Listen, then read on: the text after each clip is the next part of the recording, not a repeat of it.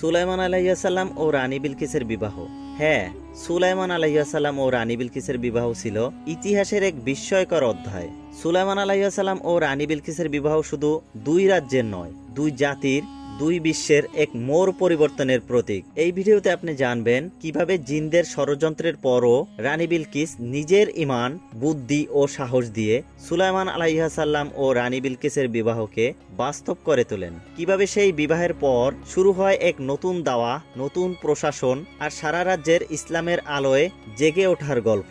এই ভিডিওটি সম্পূর্ণ রহস্যে ঘেরা। এই ভিডিওতে আজকে এমন কিছু জানতে চলেছেন যা আগে কখনো জানেননি, তাই ভিডিওটি সম্পূর্ণ দেখুন, এক সেকেন্ডও মিস করবেন না।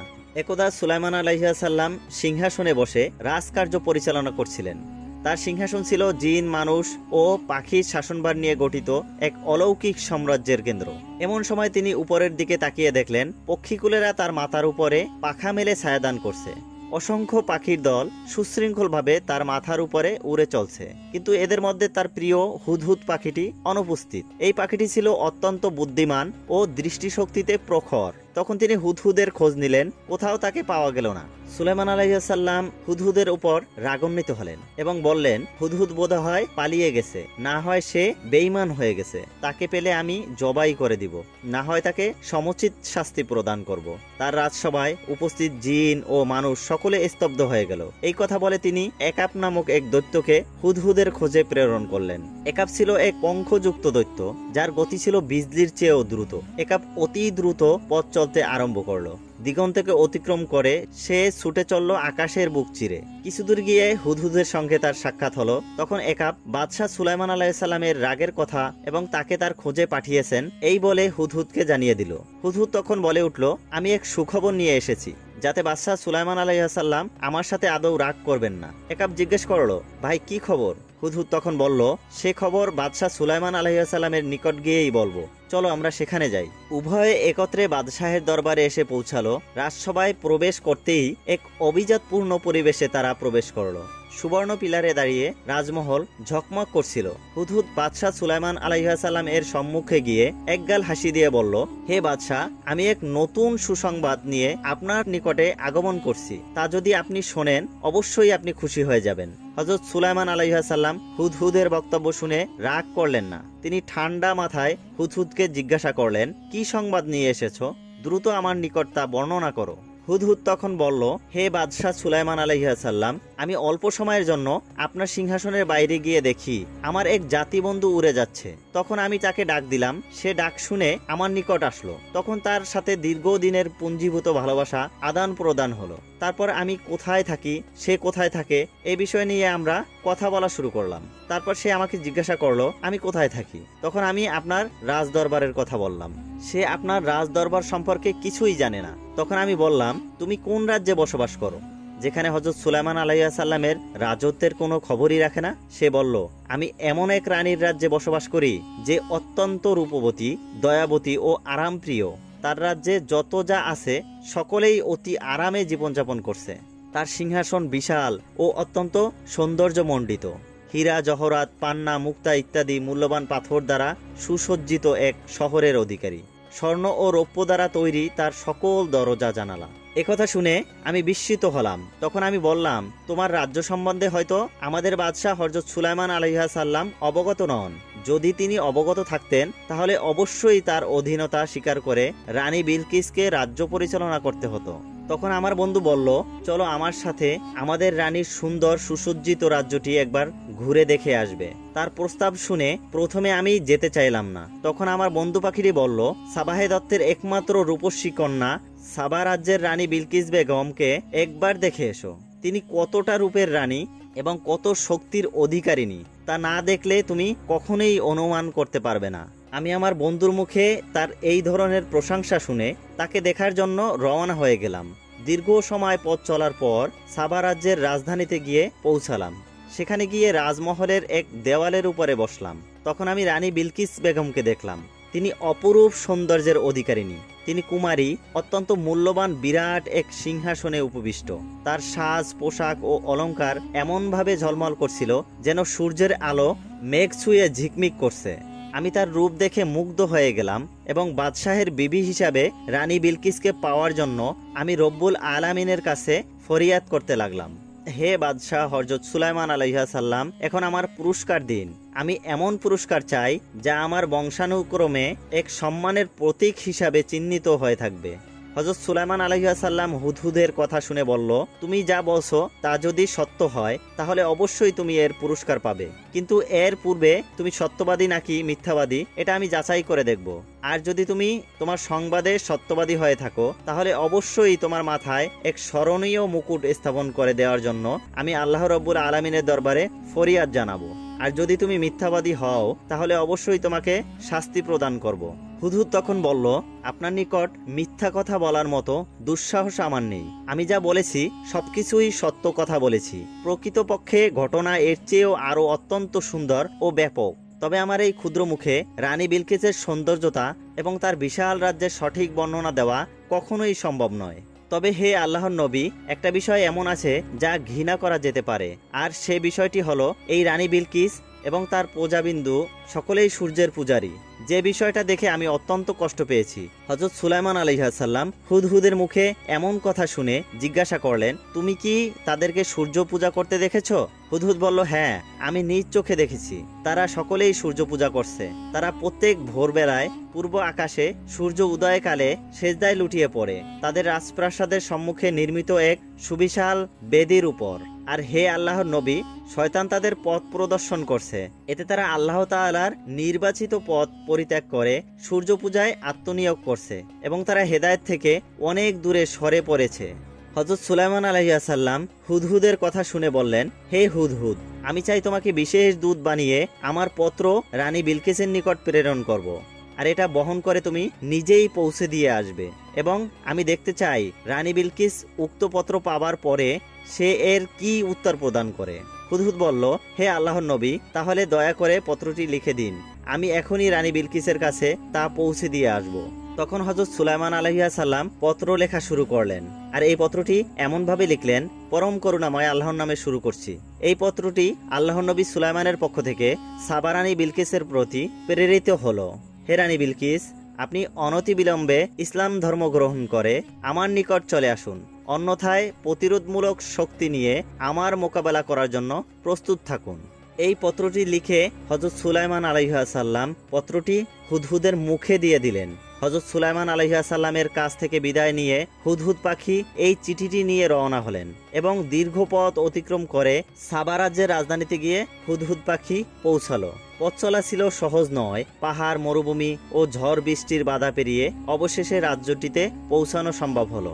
অতঃপর সে রাজমহলে গিয়ে দেখলো রানী বিলকিসের রাজমহলে 60টি দরজা বন্ধ রয়েছে, শুধুমাত্র জানালাগুলি খোলা রয়েছে। তখন হুদহুদ জানালা দিয়ে ভিতরের দিকে অগ্রসর হলো। সে আস্তে আস্তে অগ্রসর হয়ে মহলের ভিতরে গিয়ে দেখলো রানী বিলকিস ঘুমিয়ে রয়েছে। তখন হুদহুদ পাখিটি খুবই সতর্কতার সহিত চিঠিখানা রানীর বুকের উপরে রেখে জানালা দিয়ে আবার বের হয়ে চলে আসলো। এরপর হুদহুদ পাখিটি সাবা রাজ্য থেকে রওনা দিয়ে হযরত সুলাইমান আলাইহিস সালামকে এসে বলল, হে আল্লাহর নবী সুলাইমান আলাইহিস সালাম, আমি পত্রটি আপনার আমানত স্বরূপ রানী বিলকিসের কাছে পৌঁছে দিয়ে এসেছি। এদিকে রানী বিলকিস ঘুম থেকে জেগে দেখলো বুকের উপরে একখানা পত্র। দেখে অবাক হয়ে গেলেন। অতঃপর পত্রটি খুললেন এবং পাঠ করা শুরু করলেন। পাঠ করে তিনি ভীষণ চিন্তাযুক্ত হলেন। কে তার নিকট অলৌকিকভাবে এই পত্রটি পৌঁছে দিল? তিনি তো কাউকে দেখেননি। বিশেষ করে সাতমহলের সম্পূর্ণ দরজাগুলো বন্ধ থাকার পরে কিভাবে পত্র এখানে আসলো? দ্বিতীয়ত, পত্রের বিশেষত্ব অত্যন্ত ভীতিকর এবং হুমকির বিষয়ে। রানী পত্রের মর্ম অনুধাবন করে অত্যন্ত ভীত সন্ত্রস্ত হয়ে পড়লেন এবং জরুরি ভিত্তিতে তার পরিষদবর্গকে ডেকে পাঠালেন। জরুরি খবর পেয়ে তার পরিষদবর্গ রাজমহলে এসে উপস্থিত হলেন। সকলেই যখন রাজমহলে এসে উপস্থিত হলো তখন রানী বিলকিস সকলকে পত্রখানা দেখালেন এবং পত্রের মর্ম অনুসারে তাদেরকে কি করণীয় আছে সকলের নিকট পরামর্শ তলব করলেন। পরিষদের সদস্য বৃন্দদের মধ্যে কেউ কেউ বলল, আমরা সৈন্য সমাবেশ করে সুলাইমান আলাইহিস সালামের সঙ্গে যুদ্ধ করব। কেউ কেউ বলল, যুদ্ধ করা সম্ভব নয়, তিনি বিশাল শক্তির অধিকারী, তার সাথে যুদ্ধ করে আমরা কয়েক ঘন্টা টিকে থাকতে পারবো না। আর কেউ কেউ বলল, হযরত সুলাইমান আলাইহিস সালামের নিকট আত্মসমর্পণ করা সবচাইতে নিরাপদজনক। সকলের কথা শেষ হবার পরে রানী বিলকিস বলে উঠলেন, আমার অভিমত হলো তার সাথে যুদ্ধ করে আমাদের টিকে থাকা সম্ভব নয়। তার সম্পর্কে আমি যতদূর জানি, সে যে দেশে শাসন নিয়ে প্রবেশ করে সেখানে সবকিছু লণ্ডভণ্ড করে দেয়। এমত অবস্থায় তার রেশানলে পতিত না হয়ে প্রথমে তার নিকট কিছু উপঢৌকন প্রেরণ করা হবে, বুদ্ধিমানের কাজ। এবং উপঢৌকন পৌঁছানোর পর কাসেদরা ফিরে এসে কি মন্তব্য করে তা শোনার পরে উপযুক্ত ব্যবস্থা গ্রহণ করা যাবে। কেননা সে যদি প্রকৃতপক্ষে আল্লাহর নবী হয় তাহলে উপঢৌকন পেয়ে সে আরো রাগান্বিত হয়ে যাবে। সে বারবার চাইবে আমরা যেন সকলেই তার নিকট আত্মসমর্পণ করি। আর যদি সে দুনিয়ার সাধারণ একজন রাজা হয়ে থাকে তাহলে সে উপঢৌকন পেয়ে সে সন্তুষ্ট হয়ে যাবে। রানী বিলকিস যখন এই কথাগুলো বলল, রানীর প্রস্তাবে সকলেই একমত হয়ে গেল। রানী বিলকিস উপঢৌকন প্রেরণ করে একথা বোঝাতে চেয়েছেন হযরত সুলাইমান আলাইহিস সালাম প্রকৃতপক্ষে একজন নবী নাকি তিনি একজন সাধারণ রাজ্যের অধিপতি। যদি হযরত সুলাইমান আলাইহিস সালাম একজন নবী হন তাহলে তিনি উপঢৌকন কখনোই গ্রহণ করবেন না। তিনি রানীকে ইসলাম গ্রহণের জন্য চাপ সৃষ্টি করবেন। আর যদি তিনি একজন রাজ্যের অধিপতি হন তাহলে তিনি উপঢৌকন গ্রহণ করে তাকে বিয়ে করার প্রস্তাব পাঠাবেন। এরপর রানী বিলকিস তার সৈন্যদের মধ্য থেকে একদল দূত গঠন করলেন এবং হযরত সুলাইমান আলাইহিস সালামের নিকট যে সমস্ত উপঢৌকন প্রেরণ করবেন তাদের নিকট হস্তান্তর করলেন। এই দূতদের সদস্যরা ছিলেন অত্যন্ত অভিজ্ঞ, ধূর্ত এবং চতুর, যারা বহুবার বিদেশি রাজদরবারে কূটনৈতিকভাবে প্রতিনিধিত্ব করেছেন। উপঢৌকন হিসাবে রানী বিলকিস তার কাসেদদের নিকটে 7টি স্বর্ণের এবং 7টি রূপার ইট প্রদান করলেন। এই স্বর্ণ ও রূপার ইটগুলো ছিল বিরল খনিজ দ্বারা খচিত। প্রতিটি ইটের গায়ে ছিল সূক্ষ্ম কারুকাজ এবং সাবা রাজ্যের প্রতীক খোদিত ছিল। মণিমুক্তা, জহর উৎপন্ন জাতীয় অনেক মূল্যবান পাথর দিয়ে দিলেন, যেগুলি ছিল পারস্য ও সিন্ধু উপত্যকার গহীন থেকে সংগৃহীত। এমনকি একটি পাথর ছিল যার চারপাশে স্বর্ণের পাত ছড়ানো ছিল এবং সেটিকে বিলকিস রত্ন বলে ডাকা হতো। সর্বোপরি সবগুলো স্বর্ণের সুতা দ্বারা তৈরি করা ঢাকনার কাপড় দিয়ে ঢেকে পাঠিয়ে দিলেন, যাতে রাজকীয় মর্যাদার যথার্থ প্রকাশ ঘটে। এরপর উক্ত দূতেরা রানী বিলকিসের কাছ থেকে বিদায় নিয়ে হযরত সুলাইমান আলাইহিস সালামের রাজদরবারের দিকে রওনা করলেন। তাদের সঙ্গে ছিল শতাধিক উট, যাদের পিঠে বহন হচ্ছিল ওই উপঢৌকন সমূহ। সাহারা মরুভূমি পাড়ি দিয়ে উত্তপ্ত সূর্যের নিচে কঠিন যাত্রা করে তারা আস্তে আস্তে হযরত সুলাইমান আলাইহিস সালামের রাজদরবারে এসে পৌঁছালেন। হযরত সুলাইমান আলাইহিস সালাম তখন নিজ সিংহাসনে বসেছিলেন। এক বিশাল স্বর্ণালঙ্কারকৃত আসন যা জিনদের হাতেই নির্মিত। 1000 উজির তার সম্মুখে বসা ছিল এবং তাদের পাশে সৈন্য সামন্ত, পাইক, পেয়াদা ও জিন, পরি, দৈত্য, দানব নিজ নিজ অবস্থানে হযরত সুলাইমান আলাইহিস সালামের আদেশ ও নির্দেশের অপেক্ষায় করজোড়ে দাঁড়িয়েছিলেন। ঠিক এমন সময় হুকুম দরবারে এসে খবর দিল রানী বিলকিস উপঢৌকন নিয়ে কাসেদদের পাঠিয়েছেন। হযরত সুলাইমান আলাইহিস সালাম এই খবর পেয়ে কাসেদদের তাদের ভিতরে আসতে হুকুম দিলেন। কাসেদরা সম্মুখে অগ্রসর হয়ে দেখল রাজমহলের দেয়াল, ছাদ সমস্ত সবকিছুই স্বর্ণ ও রূপার তৈরি। সিংহাসনের চতুর্পাশে মূল্যবান পাথর দ্বারা বিভিন্ন কারুকার্য খচিত একটি দৃশ্য, যা দেখে চোখ ধাঁধিয়ে যায়। রাজমহলের এত সুন্দর কারুকার্য দেখে উক্ত কাছেদের নিজের নিয়ে আসা উপঢৌকনগুলোকে অতি তুচ্ছ মনে হলো। তারা মনে মনে ভাবলো এ যেন নদীতে পানি নিয়ে যাওয়ার মতো। এর কারণে তারা ভীষণ লজ্জিত হয়ে পড়ল। তারা এ নিয়ে সম্মুখে অগ্রসর হতেই লজ্জাবোধ করছিল। ঠিক এই সময় হুদহুদ পাখি, যে পুরো সময়টা এক কোণে বসে তাদের পর্যবেক্ষণ করছিল, তাদেরকে মনোবল শক্ত করে হযরত সুলাইমান আলাইহিস সালামের নিকট অগ্রসর হয়ে যাওয়ার আদেশ করল। তখন হযরত সুলাইমান আলাইহিস সালামের সম্মুখে এসে যথাযথ সম্মান প্রদর্শন করল এবং হযরত সুলাইমান আলাইহিস সালামের নিকট উপঢৌকন সমূহ পেশ করল। হযরত সুলাইমান আলাইহিস সালাম এই সকল উপঢৌকন দেখলেন এবং দেখে বললেন, তোমরা কি আমাকে উপঢৌকন দিয়ে খুশি করতে এসেছো? এর চেয়ে আমার আল্লাহ আমাকে অনেক বেশি দিয়েছেন। তার কণ্ঠে ছিল নবুয়তের দৃঢ়তা এবং হৃদয়ে ছিল অহংকারহীন বিশ্বাস।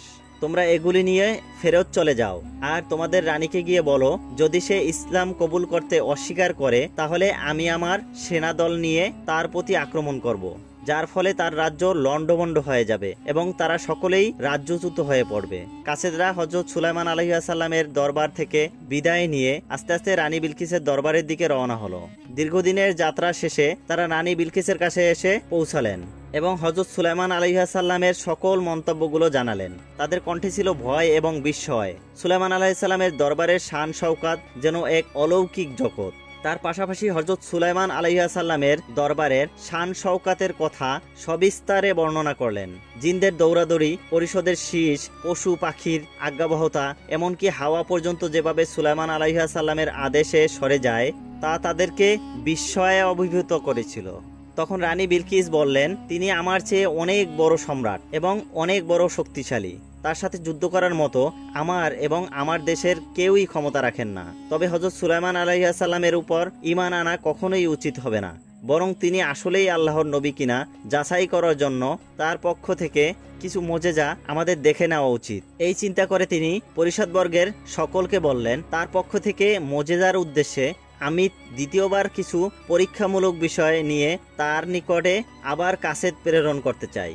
রানী বিলকিসের এই কথাগুলো শুনে পরিষদবর্গের সকলেই তার সাথে একমত হলো। তখন রানী বিলকিস কিছু সংখ্যক দাস দাসীকে একই রকম পোশাক পরিধান করালেন, যেন তাদেরকে চেনা অসম্ভব হয়ে ওঠে। ছিদ্রবিহীন কয়েক টুকরা ইয়াকুত পাথর কৌটার ভিতরে ভরে দিলেন, যাতে পরীক্ষা করা যায় সত্যিই সুলাইমান আলাইহিস সালামের জ্ঞান কতটা। কিছু সংখ্যক তেজি ও অলস ঘোড়া প্রেরণ করলেন, যা দেখেই একজন প্রজ্ঞা ব্যক্তির বিচার শক্তি যাচাই করা যায়। সবশেষে একটি খালি বোতল দিয়ে দিলেন এবং কাসেদদের বলে দিলেন, প্রথমে হযরত সুলাইমান আলাইহিস সালামকে দাস দাসীকে তোমরা পৃথক করে দিতে বলবে। এরপর লোহা বা অন্য কোনো যন্ত্র দ্বারা ছিদ্র না করে অন্য কোনো উপায়ে ইয়াকুত পাথরকে গেঁথে দিতে বলবে। তৃতীয়ত, তেজি ও অলস ঘোড়াকে পৃথক করে দিতে বলবে। চতুর্থ নম্বরে, খালি বোতলটাকে এমন পানি দ্বারা ভরে দিতে বলবে যে পানি আকাশ ও মাটিতে কোনো জায়গায় পাওয়া যায় না। রানী বিলকিসের সকল প্রস্তাব বলা শেষ হলে কাসেদগণ রানী বিলকিসের পক্ষ থেকে সমস্ত জিনিস নিয়ে হযরত সুলাইমান আলাইহিস সালামের রাজদরবারের উদ্দেশ্যে রওনা হয়ে গেলেন। সাহারা মরুভূমি পাড়ি দিয়ে ক্লান্তি আর ধৈর্যের পথ পেরিয়ে আস্তে আস্তে তারা হযরত সুলাইমান আলাইহিস সালামের রাজদরবারে এসে উপস্থিত হলেন এবং হযরত সুলাইমান আলাইহিস সালামের নিকটে সকল উপঢৌকনগুলি পেশ করলেন এবং উক্ত কাসেদগণ রানী বিলকিসের সমস্ত প্রস্তাব হযরত সুলাইমান আলাইহিস সালামের নিকট ব্যক্ত করলেন। হযরত সুলাইমান আলাইহিস সালাম এইরূপ পোশাক পরা সকল দাস দাসীকে হাত ধুয়ে আসার জন্য আদেশ দিলেন। তখন পুরুষগণ শুধুমাত্র হাতের আঙ্গুল ধৌত করলেন এবং মহিলাগণ তাদের হাতের কবজি পর্যন্ত ধৌত করলেন। আর এর মাধ্যমেই হযরত সুলাইমান আলাইহিস সালাম বলে দিলেন, এদের মধ্য থেকে যারা শুধুমাত্র হাতের আঙ্গুল পর্যন্ত ধৌত করেছে এরা হচ্ছে পুরুষ, আর যারা হাতের কবজি পর্যন্ত ধৌত করেছে এরা হচ্ছে মহিলা। এই ঘটনাটি ছিল অত্যন্ত বিস্ময়কর এবং জ্ঞানের গভীরতার এক স্পষ্ট প্রমাণ, যা হযরত সুলাইমান আলাইহিস সালামের ইলম ও হিকমতের এক অনন্য দৃষ্টান্ত হয়ে রইল। দ্বিতীয়ত, পাথর মাটিতে রেখে পাথর ছিদ্রকারী এক প্রকার কীটকে হযরত সুলাইমান আলাইহিস সালাম আদেশ দিলেন যেন উক্ত কীট ইয়াকুত পাথরকে ছিদ্র করে দেয়। সবাই ভাবছিল এই শক্ত ও দামি রত্ন কিভাবে এক ছোট্ট কীট দ্বারা ছিদ্র হতে পারে, কিন্তু হযরত সুলাইমান আলাইহিস সালামের আদেশে যখন সেই কীট তার ক্ষুদ্র দেহ নিয়ে ইয়াকুত পাথরের উপর বসে ক্রমাগত ছোট্ট ছোট্ট কামড় বসিয়ে দিতে লাগলো, একসময় দেখা গেল সেই দুর্ভেদ্য পাথরটিও ফেটে গেল এবং ভিতরে একটি সূক্ষ্ম ছিদ্র তৈরি হলো। এতে বোঝা গেল আল্লাহ তাআলা যার মাধ্যমে যে শক্তি দেন তার দ্বারা অসম্ভবকেও সম্ভব করা যায়। 3 নম্বরে, হযরত সুলাইমান আলাইহিস সালাম ঘোড়াগুলোর সম্মুখে ছোলা বুট ও ঘাস হাজির করতে বললেন। দেখা গেল অলস ঘোড়াগুলো তাড়াহুড়া করে ছোলা বুট খেতে আরম্ভ করলো এবং তেজি ঘোড়াগুলো একটু অপেক্ষা করে ঘাস খেতে আরম্ভ করলো। তখন হযরত সুলাইমান আলাইহিস সালাম তেজি এবং অলস ঘোড়ার পার্থক্য দেখিয়ে দিলেন। এ ছিল এক বিচার বুদ্ধির আরেকটি দৃষ্টান্ত, যেখান থেকে বোঝা যায় কিভাবে আচার আচরণ ও প্রবৃত্তি পর্যবেক্ষণের মাধ্যমে প্রকৃত স্বভাব নির্ধারণ করা যায়। এরপর হযরত সুলাইমান আলাইহিস সালাম উক্ত খালি বোতলটিকে আনতে বললেন। কাসেদগণ খালি বোতলটিকে হযরত সুলাইমান আলাইহিস সালামের কাছে পেশ করলেন। হযরত সুলাইমান আলাইহিস সালাম বললেন, এই খালি বোতল দিয়ে আমি কি করব? তখন কাসেদগণ বলল, এই পটের মধ্যে আপনি এমন পানি ভরে দেবেন যে পানি আকাশে এবং জমিনে কোনো জায়গায় খুঁজে পাওয়া যায় না। সবাই চুপচাপ দাঁড়িয়ে বিস্ময়ে তাকিয়েছিল এই কথার দিকে, এমন পানি কিভাবে পাওয়া সম্ভব? তখন হযরত সুলাইমান আলাইহিস সালাম একটি ঘোড়া উপস্থিত করার জন্য আদেশ দিলেন। তখন একটি ঘোড়াকে উপস্থিত করা হলো। সুলাইমান আলাইহিস সালাম উক্ত ঘোড়ার উপরে একজন আরোহণ করলেন এবং বললেন অতি দ্রুত যেন ঘোড়া নিয়ে সে অগ্রসর হতে থাকে। দীর্ঘ সময় সে ঘোড়া চালিয়ে হযরত সুলাইমান আলাইহিস সালামের নিকট এসে আবার উপস্থিত হলেন। দ্রুত দৌড়ানোর কারণে উক্ত ঘোড়াটি যখন ঘেমে গেল, হযরত সুলাইমান আলাইহিস সালাম উক্ত ঘোড়ার ঘামগুলো বোতলের মধ্যে ভরে নিলেন এবং বললেন, এটা এমন একটি পানি যা আকাশেও পাওয়া যায় না, জমিনেও পাওয়া যায় না। উপস্থিত সকলে তখন হতবাক হয়ে গেল। তারা বুঝে গেল শুধু বাহ্যিক মুজিজা নয়, বরং হযরত সুলাইমান আলাইহিস সালামের প্রতিটি কাজের পেছনে লুকিয়ে আছে গভীর রহস্য ও প্রজ্ঞা। রানী বিলকিসের পাঠানো সকল কাছেদরা সুলাইমান আলাইহিস সালামের কার্যকলাপ দেখে বিস্ময়ে হতবাক হয়ে গেলেন এবং তারা দ্রুত হযরত সুলাইমান আলাইহিস সালামের কাছ থেকে বিদায় নিয়ে রানী বিলকিসের রাজ দরবারে রওনা হয়ে গেলেন। অতঃপর তারা রানী বিলকিসের কাছে উপস্থিত হয়ে সুলাইমান আলাইহিস সালামের সকল মুজিজা এবং তার ইলম ও হিকমতের ব্যাপারে সবকিছু বিস্তারিত বর্ণনা করলেন। কাছেদদের পক্ষ থেকে হযরত সুলাইমান আলাইহিস সালামের ইলম, হিকমা ও মুজিজার ব্যাপারে শুনে রানী বিলকিস সাথে সাথে বলে উঠলেন, অবশ্যই হযরত সুলাইমান আলাইহিস সালামের দরবারে গমন করব এবং হাতে হাত দিয়ে মুসলমান হয়ে যাব। এরকম স্পষ্ট চিন্তা এবং তাৎক্ষণিক সিদ্ধান্তে বোঝা যায় যে বিলকিস কেবল রূপে গুণে নয়, জ্ঞান ও উপলব্ধিতেও একজন অনন্য রানী ছিলেন। এরপর আস্তে আস্তে রানী বিলকিস সকল প্রকারের প্রস্তুতি নিতে আরম্ভ করলেন।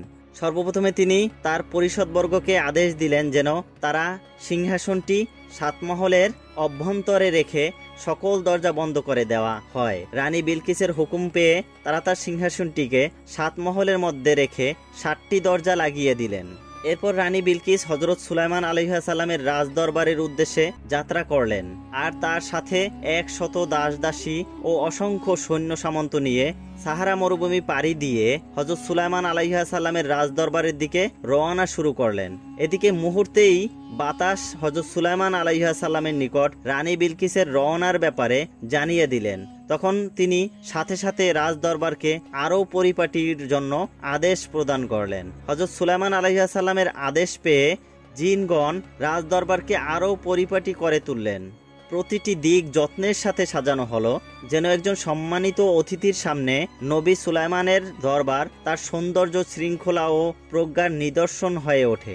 ইতিপূর্বে হযরত সুলাইমান আলাইহিস সালামের রাজ দরবারে কতিপয় জিনেরা এসে খবর দিয়েছিল যে রানী বিলকিস মানুষ নয়, জিন জাতির এক প্রাণী। তার পায়ের গোড়ালি থেকে উপরে পশমে পরিপূর্ণ, আর এটাই রানীর জিন হওয়ার জন্য সবচেয়ে বড় প্রমাণ। এছাড়া সে একটু হাওয়া টাইপের, তার জ্ঞান বুদ্ধি খুবই কম ইত্যাদি বিষয়ে জিন হযরত সুলাইমান আলাইহিস সালামকে সংবাদ প্রদান করলেন। হযরত সুলাইমান আলাইহিস সালাম এই দুটি বিষয় পরীক্ষার জন্য তিনি তার সিংহাসনের সম্মুখে একটি খোলা নহরের তৈরি করলেন, যেটাতে পানি সর্বদা প্রবাহিত হতে থাকে। তিনি প্রবাহিত নহরের উপর বিরাট একখণ্ড স্বচ্ছ আয়না রেখে দিলেন, যে আয়নাটি স্বাভাবিক দৃষ্টিতে দেখা যায় না, শুধুমাত্র পানি প্রবাহিত হচ্ছে এটাই দেখা যায়। হযরত সুলাইমান আলাইহিস সালাম এই স্বচ্ছ আয়নার উপর দিয়ে রানী বিলকিসের আগমনের আয়োজন করলেন। হযরত সুলাইমান আলাইহিস সালামের দরবারে রানীর আগমনের ব্যাপারে আরও একটি সমস্যা দেখা দিল। রানী বিলকিস একজন রাজ্যের বাদশাহ। তিনি হযরত সুলাইমান আলাইহিস সালামের দরবারে আসছেন, তখন তার জন্য একটি মর্যাদাবান আসনের তো প্রয়োজন, কিন্তু হযরত সুলাইমান আলাইহিস সালামের দরবারে তার নিজ সিংহাসন ছাড়া অন্য কোনো সিংহাসন ছিল না। তাই বিষয়টি নিয়ে সকলেই চিন্তিত হয়ে পড়ল। হযরত সুলাইমান আলাইহিস সালাম তখন বললেন, হে জিন জাতি, তোমাদের মধ্যে থেকে কে এমন আছো যে রানী বিলকিসের সিংহাসনটি আমার নিকট উপস্থিত করতে পারবে? হযরত সুলাইমান আলাইহিস সালামের আদেশ ক্রমে জিনেরা এসে বলল, হুজুর, আপনার হুকুম পেলেই আমরা কয়েক ঘন্টার মধ্যে রানী বিলকিসের সিংহাসন এনে হাজির করে দিতে পারি। সুলাইমান আলাইহিস সালাম বললেন, এতটা সময় দেওয়া সম্ভব নয়, কেননা রানী বিলকিস এর মধ্যেই আমাদের এখানে উপস্থিত হয়ে যেতে পারে। তখন হযরত সুলাইমান আলাইহিস সালামের কথা শুনে ইফরিত নামক এক শক্তিশালী জিন এসে বলল, হুজুর, আমি মাত্র 1 ঘন্টার মধ্যে সিংহাসন নিয়ে আসতে পারি। হযরত সুলাইমান আলাইহিস সালাম বলল, এত সময় দেওয়া সম্ভব হবে না, এর চেয়েও কম সময়ের মধ্যে নিয়ে আসতে পারবে কে? তখন হযরত সুলাইমান আলাইহিস সালামের প্রধানমন্ত্রী, যিনি অত্যাধিক বিদ্যার যথেষ্ট জ্ঞান অর্জন করেছিলেন, তিনি বললেন, হুজুর, আপনার আদেশ হলে চোখের নিমেষের মধ্যেই সিংহাসন আমি আপনার সামনে হাজির করতে পারি। তখন হযরত সুলাইমান আলাইহিস সালামের প্রধানমন্ত্রী আসিফকে সিংহাসন হাজিরের জন্য নির্দেশ দিলেন। তখন হযরত সুলাইমান আলাইহিস সালামের প্রধানমন্ত্রী আসিফ রানীর 7 মহলের দরজা খুলে অতি স্বল্প সময়ের মধ্যে চোখের পলকে সিংহাসনটি হযরত সুলাইমান আলাইহিস সালামের দরবারে উপস্থিত করে দিল। হযরত সুলাইমান আলাইহিস সালাম সিংহাসন দেখে আল্লাহর শুকরিয়া আদায় করলেন এবং বললেন, এটার কিছুটা সংস্কার করো, সম্মুখের পাথরগুলো পরিবর্তন করে নতুন পাথর দাও, যাতে সিংহাসন চিনতে রানীর একটু অধিক ভাবনা চিন্তা করতে হয়। এর মধ্য দিয়েই রানী বিলকিস কি বুদ্ধিমান নাকি সে বুদ্ধি প্রতিবন্ধী তার পরিচয় পাওয়া যাবে। এভাবেই যখন সকল কাজ হলো, এর কিছু সময় পরেই হযরত সুলাইমান আলাইহিস সালামের নিকট রানী বিলকিসের আগমনের বার্তা পৌঁছে গেল। হযরত সুলাইমান আলাইহিস সালাম রানী বিলকিসকে রাজমহলে নিয়ে আসার জন্য আদেশ দিলেন এবং তিনি তার সম্মুখে উপস্থিত উক্ত নহরের দিকে তাকিয়ে রইলেন। রানী বিলকিস নহরের নিকট এসে নিজ পরিধানের কাপড় একটু উঁচিয়ে সম্মুখের দিকে অগ্রসর হলেন। অতঃপর তিনি একটি মুদ্রা সম্মুখে নহরের মধ্যে নিক্ষেপ করলেন। মুদ্রাটি কাছের উপরে পড়ে শব্দ করে একপাশে ছিটকে গেল। তখন রানী বিলকিস উঁচিয়ে রাখা কাপড় ছেড়ে দিলেন এবং সম্মুখের দিকে অগ্রসর হলেন। এক অবিস্মরণীয় মুহূর্ত ছিল। আকাশে বাতাস স্তব্ধ, সূর্যের আলো যেন সম্মানের আলোয় পরিণত হয়েছে। রাজকীয় মর্যাদা ও নারীত্বের লজ্জাবোধ একসাথে মিশেছিল তার প্রতিটি পদক্ষেপে। উপস্থিত সবাই নিঃশব্দে তাকিয়েছিল এই অনন্য দৃশ্যের দিকে। আর হযরত সুলাইমান আলাইহিস সালাম গভীর মনোযোগে পর্যবেক্ষণ করেছিলেন তার আচরণ ও আত্মসম্মান। রানী যখন কাপড় উঁচু করলেন, তখন হযরত সুলাইমান আলাইহিস সালাম তার পায়ের প্রতি লক্ষ্য করে দেখলেন তার পায়ে কোনো পশমের চিহ্নই নেই।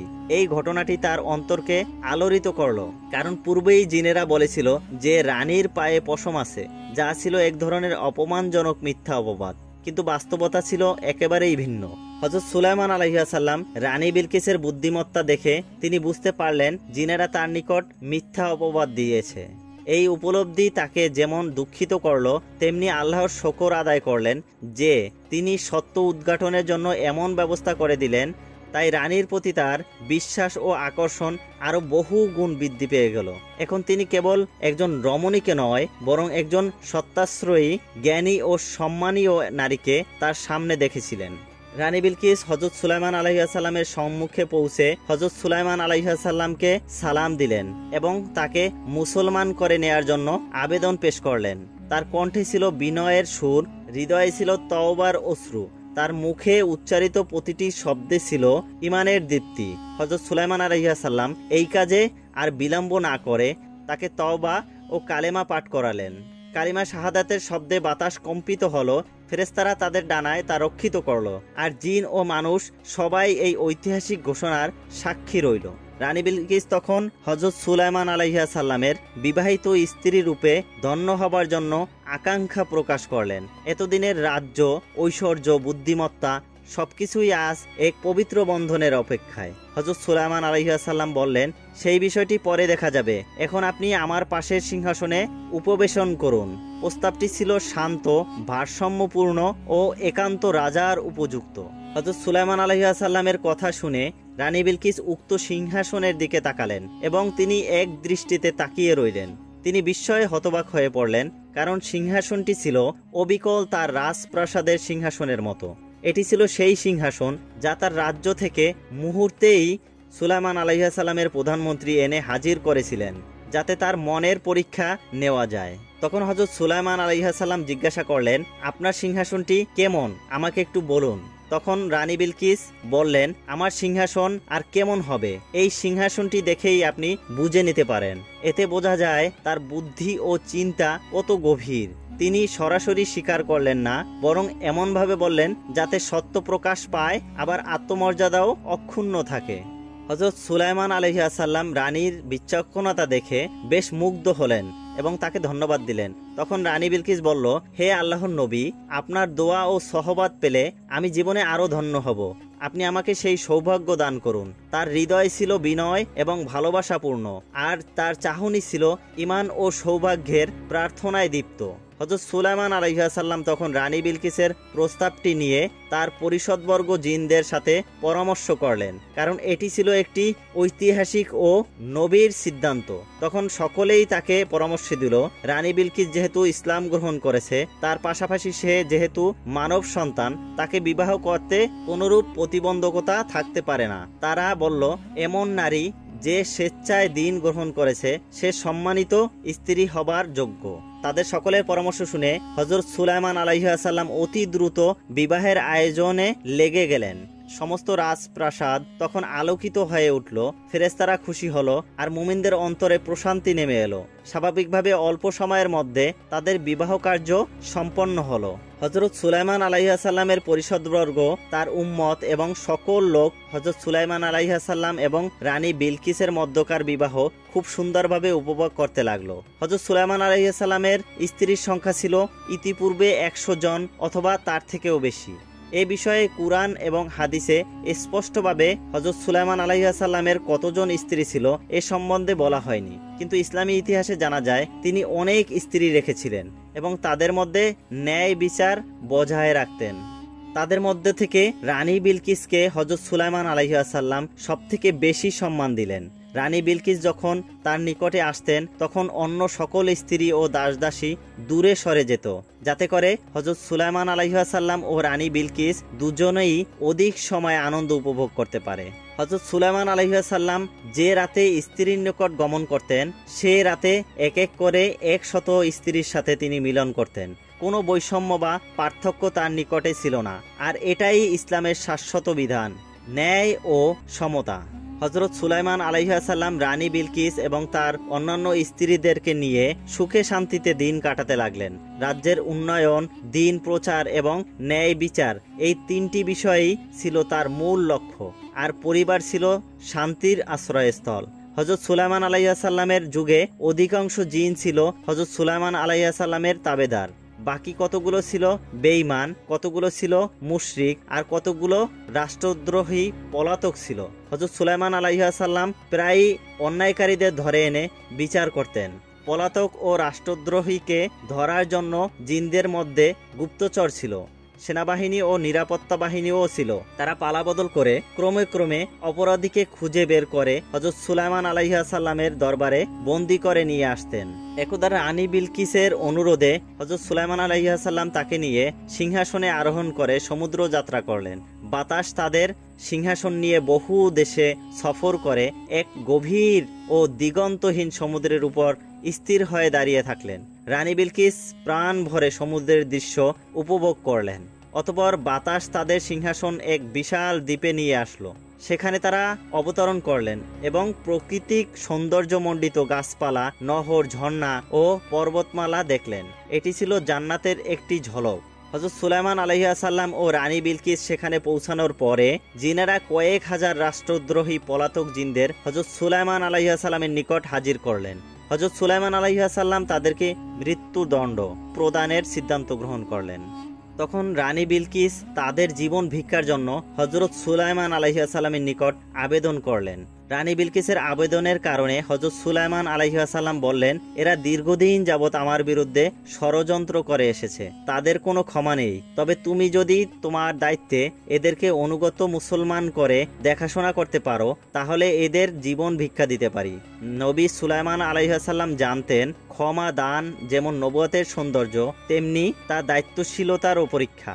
এই জিনেরা ছিল একদা বিদ্রোহী অন্ধকারের অনুসারী, যাদের কার্যকলাপ ছিল বিপজ্জনক। তবে আজ এক মহিয়সী নারীর প্রার্থনায় তাদের জন্য আলোর দ্বার খুলে যাচ্ছে। নবীর মুখে উচ্চারিত এই শর্ত বাক্যটি যেন আকাশে অনুরণিত হলো, এক নতুন ইতিহাসের সূচনা হলো।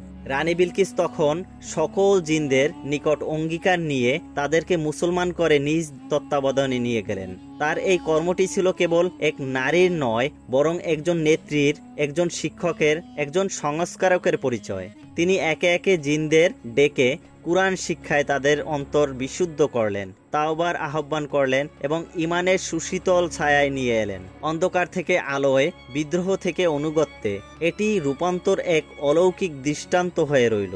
এই জিনেরা সারা জীবন রানী বিলকিসের আজ্ঞাবহ হয়ে থাকলো। তারা শুধু অনুগত্য করেই ক্ষান্ত হয়নি, বরং রানীর দয়া ও জ্ঞানের ছায়ায় তারা এক এক করে দিন প্রচারের কল্যাণে, জ্ঞান চর্চায় তীব্র হয়ে ওঠে। তাদের পূর্বের অপকার্য তারা সদ্গুণে পূর্ণ করতে লাগলো। কেউ কেউ পাহাড়ে মসজিদ নির্মাণে নিযুক্ত হলো, কেউ বা মানুষের চাহিদা পূরণে অদৃশ্য রূপে সাহায্য করতে লাগলো। হযরত সুলাইমান আলাইহিস সালাম সেখান থেকে সফর শেষ করে রানী বিলকিসের সাবা নামক রাজ্যের দিকে আস্তে আস্তে রওনা দিতে শুরু করলো। রাজকীয় সেই সফর ছিল নবুয়তের বার্তা পৌঁছে দেওয়ার এক মহা উদ্দেশ্য পরিচালিত। বাতাস তাদের সিংহাসনকে বহন করে মেঘের ছায়ায় সুশীতলভাবে অগ্রসর করলো। এই সফর ছিল পবিত্র আল্লাহর আদেশে পরিচালিত আর রাজ্য ও জনগণের জন্য রহমতের বারিধারা। রানী বিলকিস হযরত সুলাইমান আলাইহিস সালাম সাবা রাজ্যে এসে উপস্থিত হলো। তার আগমনে রাজ্য জুড়ে শুরু হলো উল্লাস। জনগণ বিস্ময়ে দেখলো আসমানি রাজার আগমন, যিনি শুধু একজন রাজা নন, বরং আল্লাহর পক্ষ হতে প্রেরিত একজন নবী। জনগণ তার সাক্ষাৎ পেয়ে ধন্য হলো এবং তার বাণী শুনে হৃদয়ে গলে গেল।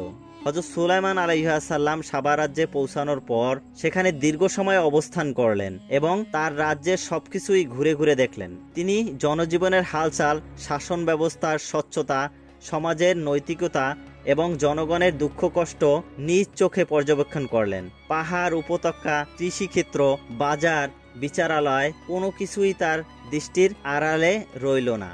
সর্বশেষ হযরত সুলাইমান আলাইহিস সালাম সাবা রাজ্যের সকল অধিবাসীকে ইসলামের তালিম দেন এবং মুসলমানদের অন্তর্ভুক্ত করে নেন। কুরআনের তাওহীদের বাণী রাজ্যের প্রতিটি ঘরে পৌঁছায়। মানুষের অন্তরে আলো জ্বলে ওঠে। তারা জানল প্রকৃত স্রষ্টা এক, আর তিনি কোনো শরীক সহ্য করতে পারেন না। বহুজন তওবা করে আল্লাহর দিকে ফিরে আসে, আর নবীর দোয়া তাদের ভাগ্যে রহমত বরকত এনে দেয়।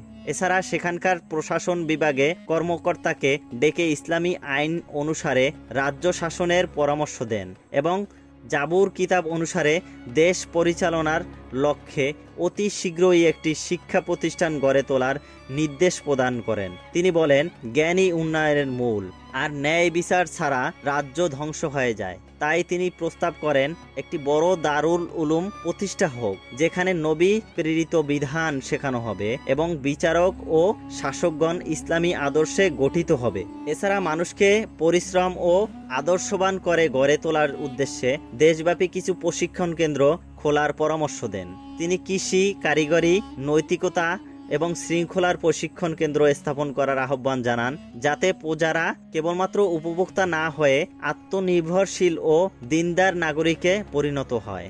এছাড়া আরও প্রয়োজনীয় বহু বিষয়ে তিনি দিক নির্দেশনা প্রদান করেন। রাজনীতি, দান ও অক্ষ, পানি সঞ্চয়, সেচ ব্যবস্থা, পশুপালন, মেহমানদারি, প্রতিবেশীর হক, সবকিছুতেই তিনি গাইডলাইন নির্ধারণ করেন, যাতে করে রাজ্য একটি পূর্ণাঙ্গ ইসলামিক সমাজে পরিণত হতে পারে।